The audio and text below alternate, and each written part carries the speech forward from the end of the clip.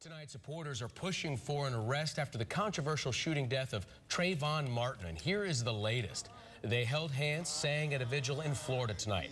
And today, President Obama said everyone needs to, quote, do some soul searching. The Republican presidential candidates have called the case a tragedy. Channel 2's Tony Thomas now live at the state capitol with the difference between Florida's Stand Your Ground law and the similar one here in Georgia. Tony? Justin, on the steps of the state capitol today, one activist called the Georgia law short-sighted and narrow.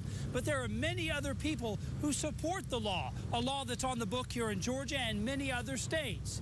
They say the stand your ground idea should not be applied in that Florida case.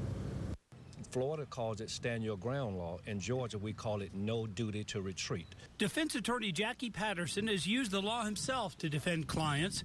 He calls it a good law that rarely gets a client off. So used quite a bit, but not successful. That's correct. I would venture to say maybe 10 out of 100 is successful in that type of defense. The Georgia law basically says if you reasonably believe you're under imminent threat of harm, you can use force, including deadly force, to remove the threat.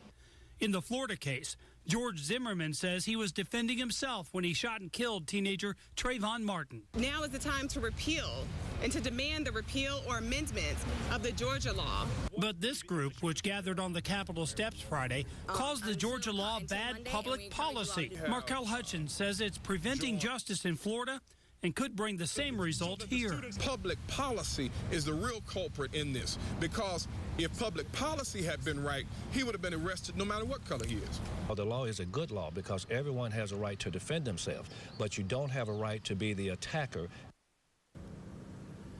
And those groups that gathered here at the Capitol today will return on Monday. They're planning an I Am Trayvon Martin march and rally Monday afternoon. It is set to begin at 5:30.